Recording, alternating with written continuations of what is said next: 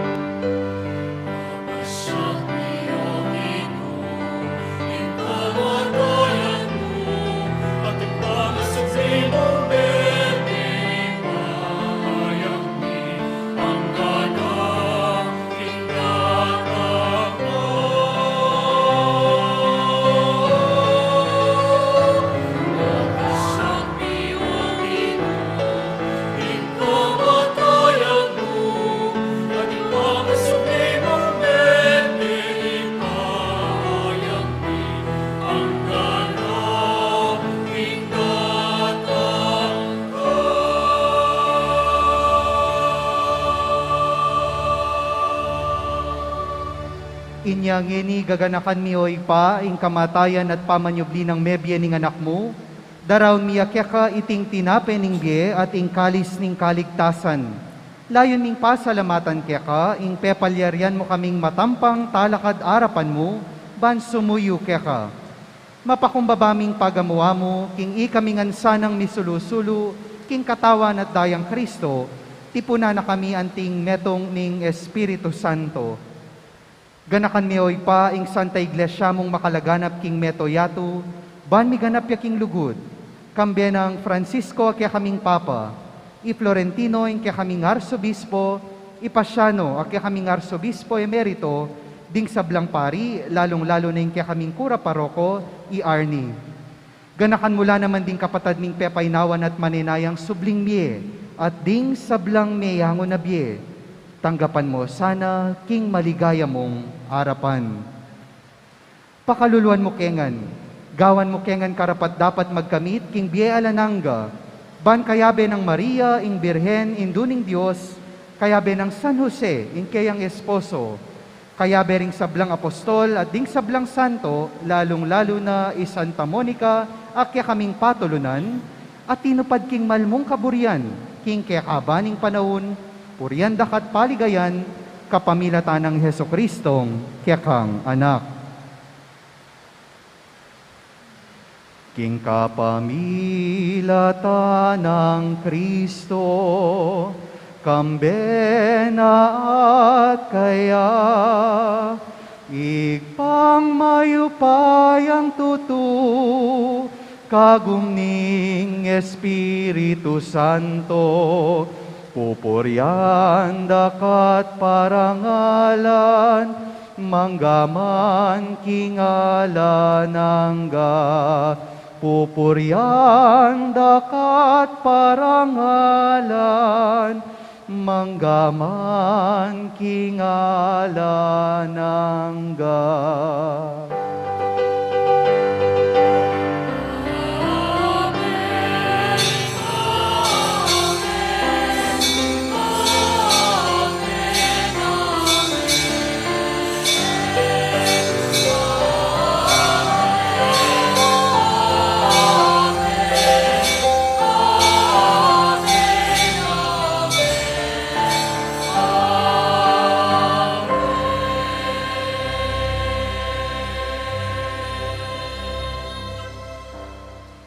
Nyeni manalangin tamong mitmong kapanaligan at lugod king iba, karing amanong tiro na kyakatamo ning Ginu.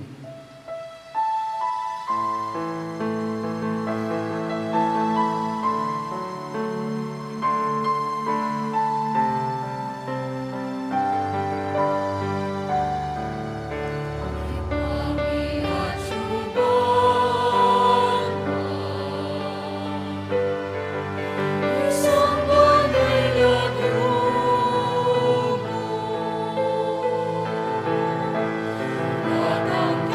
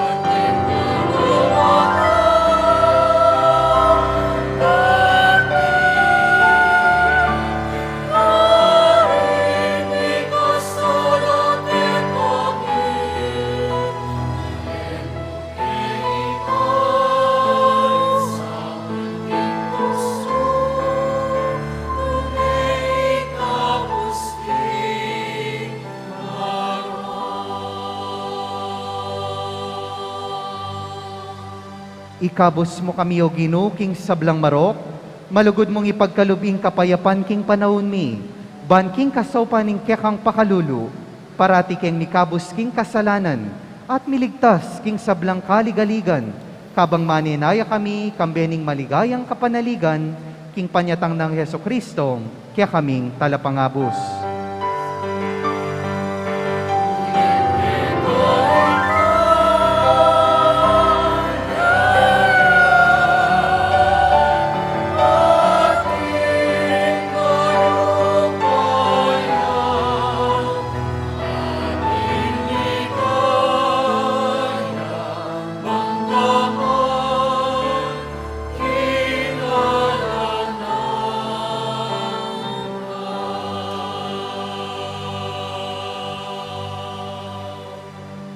O ginuming Heso Kristo, as sinabi ka rin kaya kang apostol, ing kapayapan lalakwan ko kaya kayo, ing kapayapan ko babya ko kaya kayo.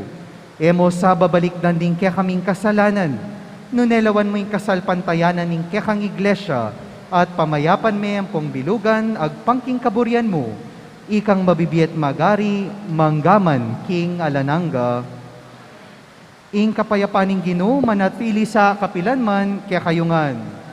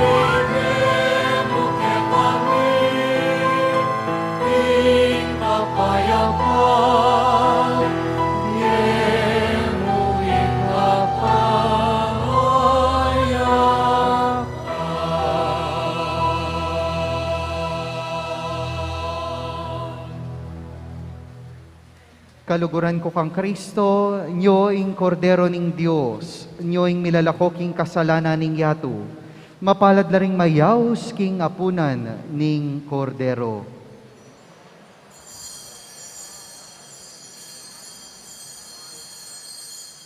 Ang katawan at daya ng Kristo, sa pagmakapamasama, hindi alam ng Diyos.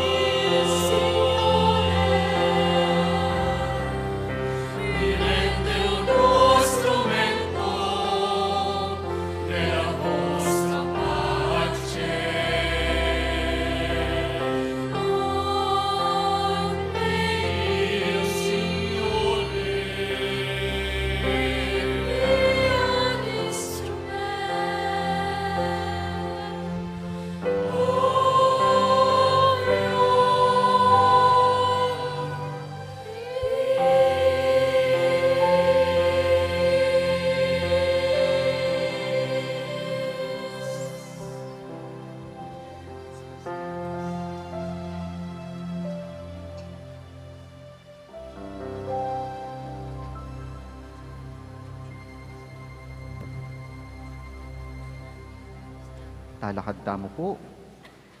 Manalangin tamo. O Diyos ning pakalulu, kapamilatan sakramento, gawan kayong metong mukang Kristo, king lalong pamakiwangis kaya keti king yato, dasnan misanang makirake king ligaya na karin banwa, anong nuya mabibiyat magari, manggaman, king alananga.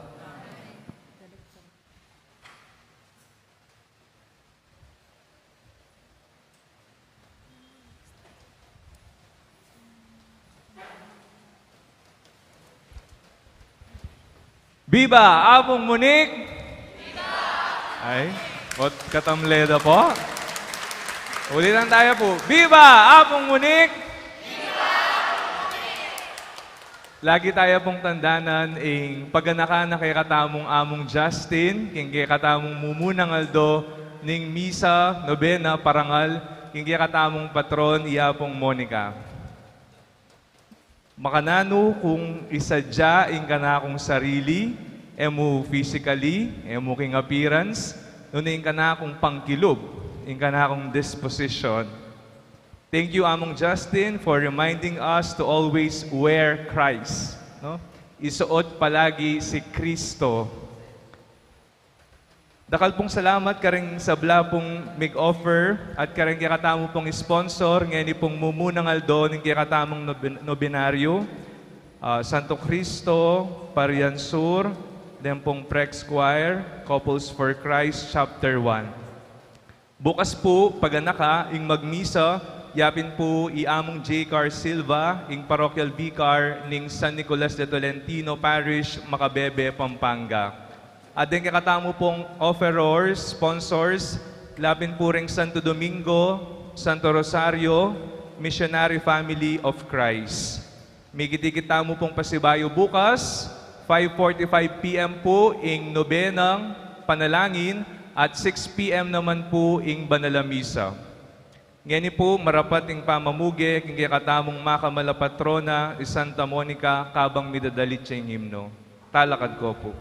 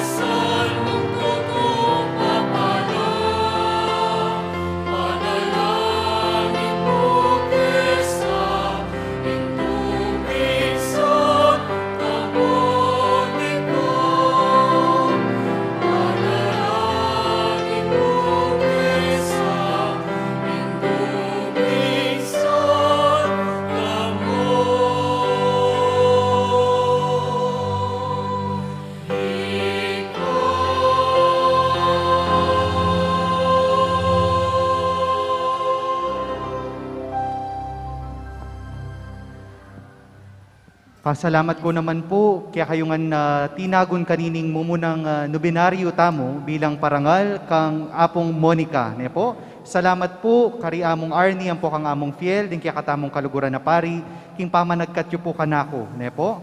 At bibiya ko mo naman po yung maya pa oras kaya kayo, uling metong kayo po karing talagang sasaw pampong active king kaya katamong Social Action Center. Ne po, so sana po isundo tamo po ini at abiyabi tamo pong manatad kanawan, lalong-lalo na karing kapatad tamong mangailangan. Inginu manatili kaya kayo. At bendisyonan na kayo ng Diyos sa mayupayang tutu. Ingig pa, ating anak, ating Espiritu Santo, umen ako king kapayapan, pagsikapan maging karapat dapat, king bangketi ning Ginoo.